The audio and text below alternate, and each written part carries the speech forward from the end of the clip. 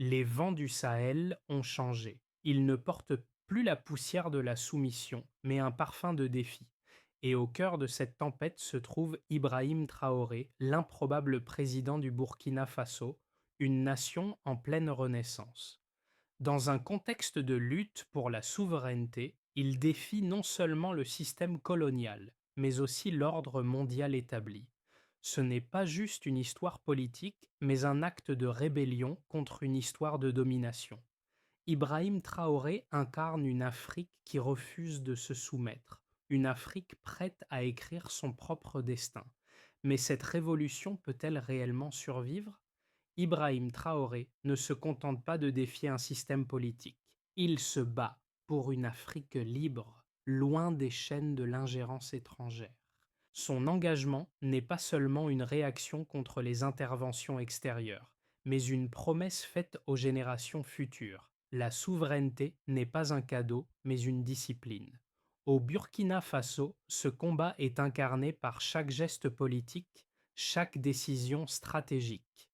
La lutte de Traoré n'est pas qu'une lutte pour un pays, c'est un appel à toute l'Afrique à reprendre son destin en main. Le monde occidental regarde avec méfiance, certains y voient une menace pour l'ordre mondial, d'autres un symbole de résistance. Mais pour le peuple burkinabé, c'est un espoir palpable. L'avenir de la nation est désormais lié à sa capacité à rester debout face aux pressions extérieures. L'Afrique est-elle prête à payer le prix de cette indépendance ou cette révolution va-t-elle s'éteindre avant même de pouvoir respirer? Lorsqu'Ibrahim Traoré prend les rênes du Burkina Faso en 2022, peu de gens imaginaient que ce jeune homme deviendrait un acteur majeur du changement en Afrique. Ce qui semblait être un autre coup d'État militaire ordinaire, vu de l'extérieur, cachait en réalité un projet de souveraineté radicale. Traoré ne se contente pas de diriger un pays, il incarne une idée, celle d'un Burkina Faso indépendant et maître de son destin. En refusant d'accepter les dictats extérieurs, il impose un virage audacieux, que ce soit dans ses relations internationales ou dans ses choix économiques. Mais ce n'est pas une simple contestation des puissances étrangères, c'est un défi lancé à l'ordre mondial qui a longtemps maintenu l'Afrique dans une situation de dépendance. La transition qui s'opère au Burkina Faso dépasse le cadre politique classique. Elle s'appuie sur un héritage lourd, marqué par des figures comme Thomas Sankara, un autre fils du pays, qui avait, dans les années 1980, tenté de briser les chaînes du néocolonialisme. Traoré, à l'instar de Sankara, se rend compte que la véritable indépendance ne peut être atteinte que si le pays se libère des influences étrangères, qu'elles soient militaires, économiques ou politiques. Chaque mesure prise par le président Traoré semble être un acte de déconnexion d'un système mondial qui, pendant trop longtemps, a maintenu l'Afrique sous son joug. Cette révolution n'est cependant pas sans coût. Dès le début de son mandat, des tensions apparaissent, tant à l'intérieur qu'à l'extérieur du Burkina Faso. Les répercussions des choix de Traoré se font sentir, des critiques internes émergeant dans le pays même, notamment dans les cercles politiques et économiques. Mais le plus grand défi reste à venir. Comment résister à la pression grandissante des puissances étrangères qui cherchent à maintenir leur influence sur cette région stratégique d'Afrique? Ibrahim Traoré, bien que jeune et relativement inconnu sur la scène internationale avant sa prise de pouvoir, incarne désormais une nouvelle vision pour le Burkina Faso et l'Afrique en général. Son parcours, marqué par un mélange d'idées révolutionnaires et de pragmatisme politique, lui confère une aura singulière. À travers son discours, il se distingue par sa capacité à comprendre les racines historiques des défis contemporains de l'Afrique et par sa détermination à les surmonter. Traoré est l'héritier d'une longue lutte contre le colonialisme et les interventions étrangères, mais il cherche à réinventer cette lutte sous une forme plus moderne, plus subtile, mais tout aussi radicale. Son ascension au pouvoir bien que rapide, n'a pas été le fruit du hasard. Elle s'inscrit dans une trajectoire de contestation contre un système politique obsolète qui a laissé le pays vulnérable face aux menaces extérieures. Dès son arrivée, il cherche à redéfinir le rôle du Burkina Faso dans le monde. Ses premières décisions vont au-delà des simples changements de politique interne. Elles constituent un message fort à l'international. En annulant certains accords militaires avec des puissances étrangères et en cherchant à réorienter l'économie vers des partenariats locaux, Traoré espère créer une base d'indépendance durable. Ces actions lui valent rapidement l'admiration de certains et l'opposition virulente d'autres, notamment des acteurs internationaux, qui considèrent ces changements comme une menace pour leurs intérêts. Le défi immédiat pour Traoré est de maintenir son leadership tout en faisant face à une opposition croissante, tant interne qu'externe.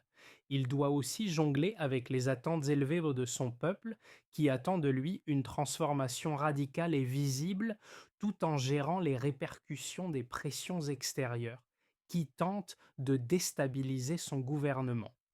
Depuis la prise de pouvoir d'Ibrahim Traoré en 2022, le Burkina Faso s'est lancé dans un processus de transformation radicale qui remet en question l'ordre établi dans le Sahel. Cette période de turbulences géopolitiques et sociales a débuté par une série de mesures immédiates visant à rompre les liens traditionnels avec les puissances étrangères qui avaient historiquement influencé la politique burkinabé. En annulant des accords militaires avec la France, Traoré a immédiatement envoyé un signal fort. Le Burkina Faso n'acceptera plus les relations de dépendance.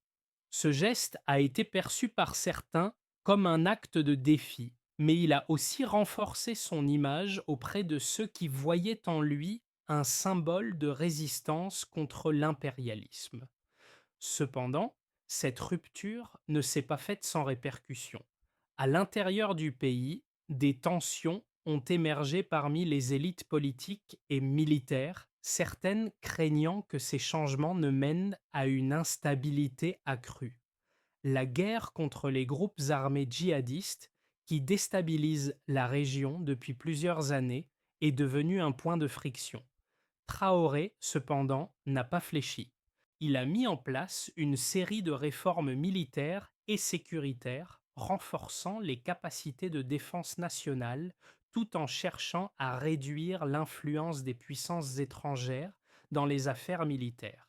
Dans le même temps, le gouvernement de Traoré a cherché à réorienter l'économie en privilégiant des partenariats avec des acteurs locaux et des pays non occidentaux, comme la Russie et la Chine. Ce tournant stratégique visait à réduire la dépendance économique du pays vis-à-vis des anciennes puissances coloniales, tout en créant de nouvelles alliances. Mais ce processus de réorientation n'a pas été sans défi. Le Burkina Faso a dû faire face à des sanctions économiques de la part de l'Union européenne et des États-Unis, qui ont réagi aux changements géopolitiques dans la région. L'instabilité sécuritaire dans le pays s'est intensifiée avec des attaques ciblées contre des infrastructures stratégiques et des groupes humanitaires.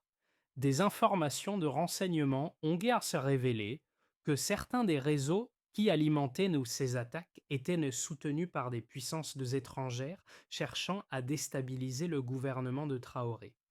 Pourtant, Traoré n'a pas cédé. En renforçant son contrôle sur les institutions et en consolidant ses alliances avec les pays voisins du Sahel, il a cherché à créer un bloc régional capable de résister aux influences extérieures.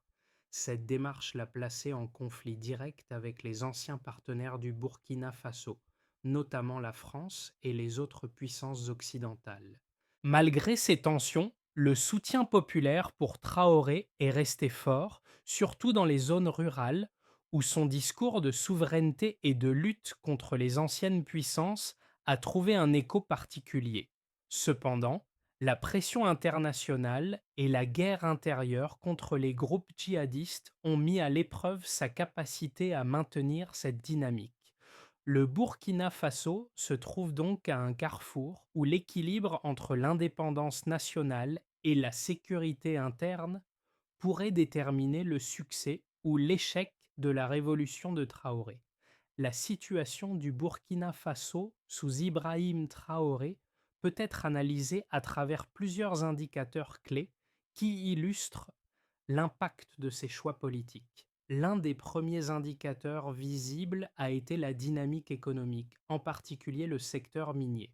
Le Burkina Faso est l'un des plus grands producteurs d'or d'Afrique et le pays a longtemps dépendu des investissements étrangers pour exploiter ses ressources. Toutefois, sous Traoré, une grande partie de cette industrie a été réorientée pour favoriser les entreprises locales et les partenariats avec des pays comme la Russie. Selon les données de 2023, les exportations d'or ont augmenté de 15% par rapport à l'année précédente, mais cette croissance a été accompagnée d'une prise de contrôle accrue par l'État sur le secteur. Bien que cette stratégie ait généré des revenus supplémentaires pour le gouvernement, elle a aussi attiré la méfiance des investisseurs étrangers, notamment occidentaux. En termes de sécurité, la situation s'est également détériorée, mais les données recueillies sur les attaques djihadistes montrent une certaine résilience de l'État burkinabé.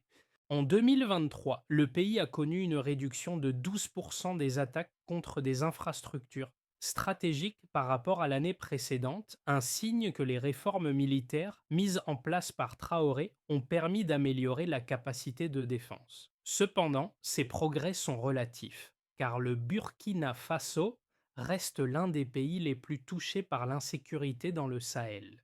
Les groupes djihadistes continuent d'opérer dans les régions du nord et de l'est, créant un climat de peur et de violence. Les indicateurs sociaux montrent aussi les effets des décisions de Traoré. Une enquête menée par l'Organisation internationale du travail, OIT, en 2023 a révélé que 65% des Burkinabés soutiennent les réformes économiques et militaires du président, mais ce soutien est nettement plus élevé parmi les populations rurales, près de 80%, que dans les zones urbaines.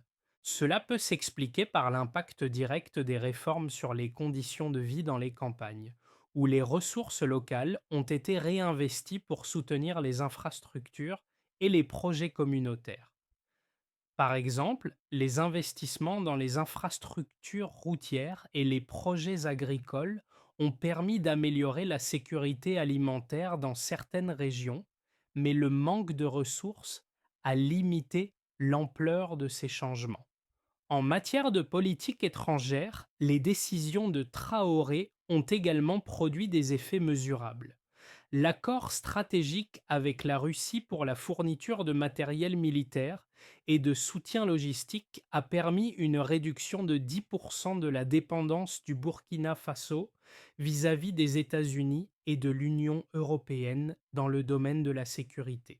Cependant, les sanctions économiques imposées par l'UE et les États-Unis ont eu un impact négatif provoquant une chute de 8% des investissements étrangers dans le pays.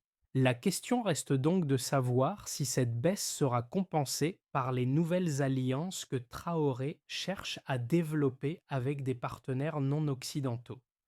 Les données sur la stabilité politique indiquent aussi une situation complexe. Bien que la popularité de Traoré reste élevée parmi la population, notamment grâce à son discours nationaliste et souverainiste, l'opposition politique se renforce. Les derniers sondages réalisés fin 2023 montrent que 32% des Burkinabés se disent insatisfaits de la direction prise par le pays, principalement en raison de la pression sécuritaire et de la crise économique. Ce chiffre a doublé par rapport à l'année précédente, ce qui montre que, malgré les avancées économiques, le pays fait face à des défis internes croissants. Les preuves tangibles des changements opérés sous Ibrahim Traoré montrent un pays à la fois en pleine transformation et en quête d'équilibre.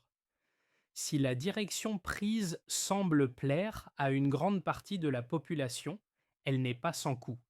Les réformes structurelles auront des répercussions à long terme et l'équilibre fragile du Burkina Faso dépendra de sa capacité à naviguer entre ses ambitions souverainistes et les réalités économiques et sécuritaires du Sahel. L'approche d'Ibrahim Traoré en matière de souveraineté et de défense nationale a suscité des débats intenses, notamment parmi les analystes et experts en géopolitique. Deux arguments majeurs se dégagent dans ce débat. D'une part, ceux qui soutiennent la politique de Traoré comme étant un modèle de résistance face à l'impérialisme, et d'autre part, ceux qui considèrent cette approche comme une dangereuse dérive autoritaire. D'un côté, ses partisans affirment que l'Afrique ne pourra jamais être véritablement indépendante tant que ces nations resteront sous la coupe des puissances étrangères. En réorientant l'économie du Burkina Faso et en réduisant la dépendance militaire vis-à-vis des anciennes puissances coloniales, Traoré envoie un message fort à l'ensemble du continent. Il devient ainsi un symbole de la réaffirmation de la souveraineté nationale et un modèle pour d'autres pays du Sahel et d'Afrique de l'Ouest qui cherchent à se libérer des chaînes du néocolonialisme. De plus, ces mesures visant à contrôler les ressources naturelles et à renforcer l'armée nationale sont perçues comme des pas décisifs vers une véritable autonomie économique et sécuritaire. Pour ses partisans, le Burkina Faso est enfin sur le chemin d'une indépendance durable, et cette lutte pour la souveraineté nationale devrait être encouragée non seulement pour ses bénéfices économiques à court terme, mais aussi pour sa dimension historique. De l'autre côté, les critiques de Traoré estiment que son approche pourrait nuire au fondement démocratique du pays en concentrant le pouvoir entre ses mains, en limitant les libertés civiles et en réprimant toute forme d'opposition, le président burkinabé semble dériver lentement vers un régime autoritaire. Bien que ses intentions puissent être jugées louables, notamment sur le plan de l'indépendance, certains analystes soulignent que la souveraineté ne doit pas être acquise au prix de la liberté individuelle et des droits de l'homme. Selon cette vision, Traoré pourrait finir par sacrifier les principes démocratiques au profit d'un nationalisme exacerbant. En outre, la dépendance accrue aux puissances non occidentales, comme la Russie et la Chine, pourrait replacer le Burkina Faso sous une nouvelle forme de dépendance, cette fois vis-à-vis de puissances étrangères dont les intérêts pourraient ne pas toujours coïncider avec ceux du peuple burkinabé. En fin de compte, ces deux positions soulignent les dilemmes auxquels Traoré est confronté. Comment atteindre la souveraineté tout en préservant les libertés fondamentales et en garantissant un avenir démocratique pour son peuple? Les décisions qu'il prendra dans les années à venir détermineront s'il parviendra à réaliser une véritable révolution ou si son régime risque de tomber dans les mêmes pièges que ceux qu'il dénonce. Le tournant est arrivé. Alors que le Burkina Faso se réoriente sous la direction de Traoré, une question persiste. Est-ce une véritable révolution ou simplement une autre tentative d'échapper à un système pour en créer un autre? En 2023, Traoré a annoncé un changement de stratégie radical dans la lutte contre les groupes djihadistes qui secouent le pays. Il a opté pour un renforcement de l'armée nationale et a lancé une initiative de coopération avec ses voisins du Sahel, notamment le Mali et le Niger. Mais ce qui est frappant dans cette approche, c'est l'accent mis sur une forme de défense interne et nationale, avec une surveillance accrue, la suppression de la désinformation et la mise en place de programmes de formation pour la population. La question est désormais, Traoré parviendra-t-il à créer un environnement où la stabilité interne et l'indépendance peuvent coexister?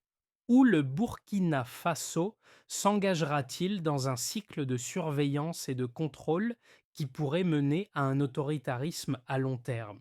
Ce n'est plus une question de politique étrangère ou de sécurité seulement. C'est une question d'identité nationale, de fierté et de survie. Le Burkina Faso est en train de se définir, mais sur quelle base? Les répercussions de la politique menée par Ibrahim Traoré sont multiples et se manifestent sur plusieurs niveaux. Sur le plan économique, les premières années de sa présidence ont vu une transition vers une économie plus autarcique, orientée vers les ressources locales. Cette politique a permis une certaine stabilité économique, notamment grâce à une gestion plus directe des ressources minières et à une réévaluation des contrats de partenariat avec les multinationales. Le Burkina Faso a pu augmenter sa production d'or et les revenus générés ont permis de financer de nombreux projets d'infrastructures, notamment dans les zones rurales, là où les besoins étaient les plus pressants. Cependant, cette réorientation a aussi un prix. Les sanctions économiques imposées par l'UE et les États-Unis ont eu un impact sur l'investissement étranger et l'accès à certains marchés financiers. Le pays a donc dû chercher de nouvelles alliances avec des pays comme la Chine et la Russie, mais cette réorientation n'a pas été sans défi. La dépendance accrue vis-à-vis de ces nouvelles puissances pourrait, à terme, entraîner des relations inégales et des échanges commerciaux qui risquent de reproduire certains des schémas coloniaux que Traoré cherche à éviter. Du côté de la sécurité, la situation reste complexe. Les groupes armés qui sévissent au Burkina Faso, en particulier dans les régions du nord et de l'est, n'ont pas été complètement neutralisés. Les réformes militaires et le renforcement de l'armée ont permis de regagner un certain contrôle sur les zones les plus affectées, mais les attaques restent fréquentes et la menace djihadiste demeure omniprésente. En 2023, le nombre d'attaques contre les forces de sécurité a diminué de 15%, mais le nombre de civils tués dans ces conflits a augmenté de 5%. Cela montre que bien que les efforts de sécurisation aient donc donné certains résultats, la guerre contre le terrorisme dans le Sahel reste loin d'être gagnée. Les conséquences sociales sont également significatives. La politique de Traoré a suscité un large soutien parmi les populations rurales, où la souveraineté économique et la sécurité sont perçues comme des priorités.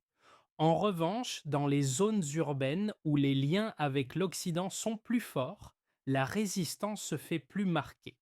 La répression de la presse indépendante et des opposants politiques a alimenté un sentiment d'inquiétude parmi ceux qui craignent que cette quête de souveraineté ne mène à un renforcement autoritaire du pouvoir.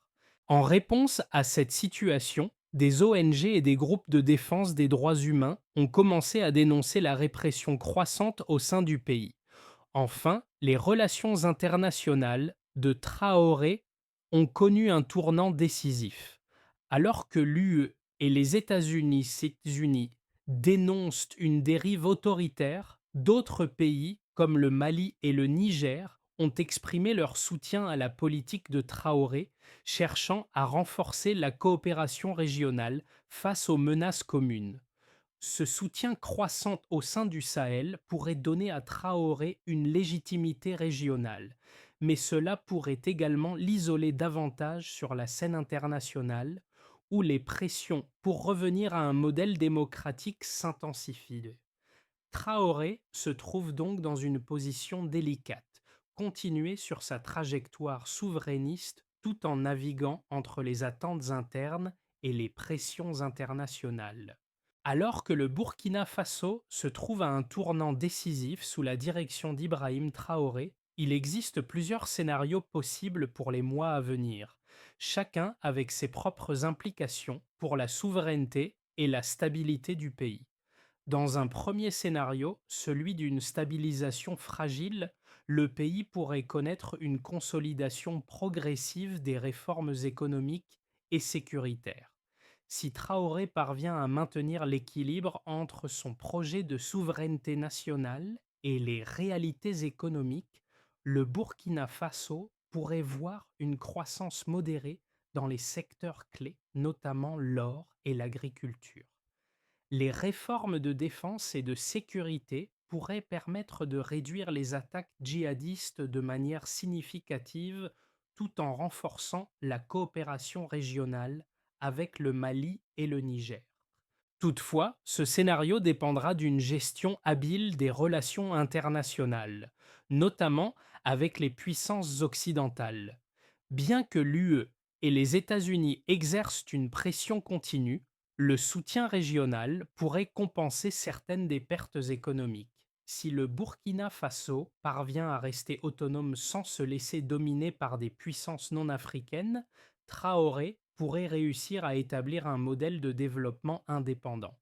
Dans un scénario plus optimiste, Traoré réussirait à transformer le Burkina Faso en un exemple de souveraineté africaine aboutie, en renforçant les partenariats avec des pays comme la Chine, la Russie, mais aussi les nations du Sahel. Le pays pourrait devenir un pôle d'attraction pour d'autres États africains cherchant à se libérer de l'influence occidentale. Les réformes économiques et sécuritaires donneraient des résultats tangibles. Le pays verrait une hausse des investissements étrangers, des entreprises locales prospéreraient et la stabilité sociale s'améliorerait. Ce scénario pourrait également marquer une transition vers une plus grande coopération entre les nations africaines, faisant du Sahel un espace d'influence régionale. Cependant, un scénario plus sombre reste possible, celui de l'isolement et des tensions croissantes. Si la pression internationale continue d'augmenter, les sanctions économiques et les restrictions sur le commerce extérieur pourraient entraîner une récession, exacerbée par l'instabilité sécuritaire persistante. Les tentatives de Traoré de contrer l'influence étrangère pourraient tourner en rond, entraînant des tensions internes et une montée du mécontentement populaire. L'isolement diplomatique pourrait également augmenter avec de moins en moins de pays prêts à soutenir le Burkina Faso sur la scène internationale. Dans ce cas, la politique de souveraineté de Traoré pourrait se transformer en un piège, le pays devenant vulnérable à de nouvelles formes de manipulation extérieure et interne. En fonction de l'évolution de ces scénarios, Traoré devra choisir sa trajectoire avec soin. La clé résidera dans sa capacité à jongler avec les pressions internationales tout en préservant l'autonomie et la stabilité intérieure de son pays. L'histoire du Burkina Faso sous Ibrahim Traoré résonne bien au-delà de ses frontières.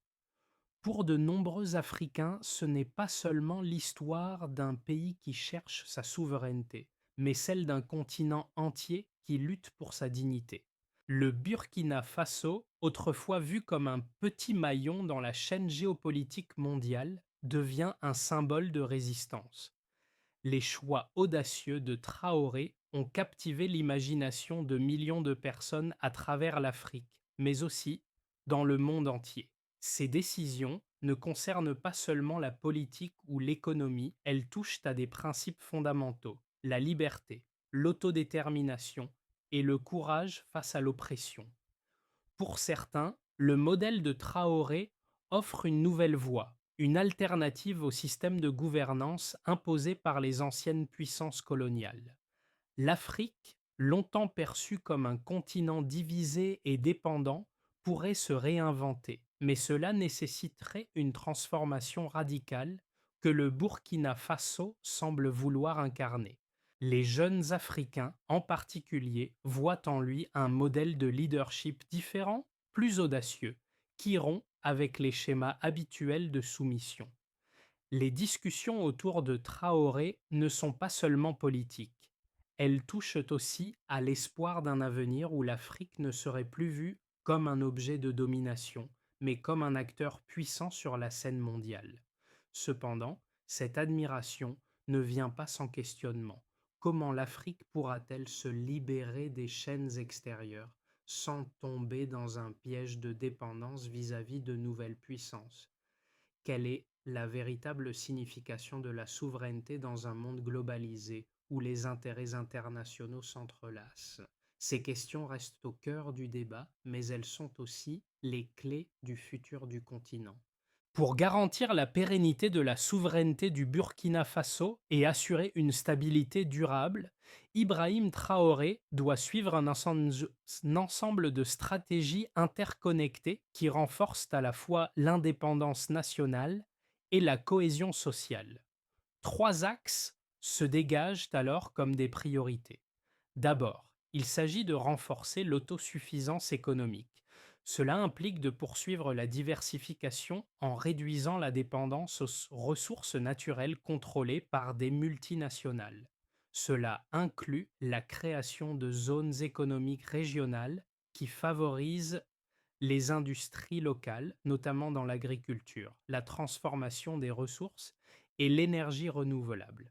En augmentant la production locale et en investissant dans les infrastructures nécessaires, le Burkina Faso pourrait améliorer sa résilience face aux chocs extérieurs.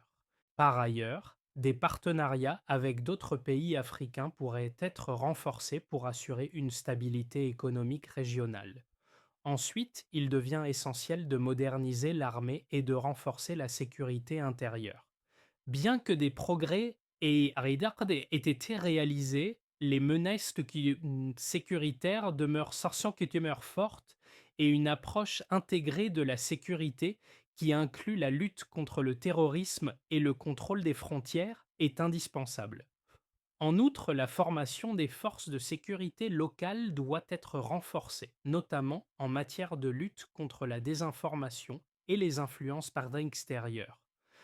Enfin, la souveraineté ne pourra s'installer durablement sans inclusion politique et réconciliation nationale. Pour que ce principe ne soit pas perçu comme un monopole, mais comme un projet collectif, Traoré doit promouvoir un processus de réconciliation nationale et encourager un dialogue inclusif. Cela inclut la révision des lois sur la liberté d'expression, afin de garantir un équilibre entre sécurité et démocratie. La participation des jeunes et des femmes dans la politique et la société civile doit également être encouragée pour assurer la durabilité du projet de souveraineté. Ces axes de développement peuvent offrir une voie de sortie pour le Burkina Faso, mais leur succès dépendra de la capacité de Traoré à équilibrer ses impératifs avec les réalités politiques internes et les pressions internationales. Ibrahim Traoré est bien plus qu'un président pour le Burkina Faso. Il incarne un rêve. Ce rêve, porté par la soif d'indépendance et la volonté de libérer l'Afrique de ses chaînes, s'épanouit dans la lumière de son leadership audacieux. Il rappelle aux Burkinabés et à tous les Africains que la souveraineté n'est pas un concept abstrait, mais une lutte quotidienne, un défi qui doit être relevé à chaque instant. Cependant, cette quête n'est pas sans sacrifice et l'équilibre entre liberté et sécurité demeure fragile. La vigilance imposée par Traoré pourrait bien être la clé de sa réussite, mais elle peut aussi devenir une entrave si elle enferme le pays dans un système de contrôle excessif.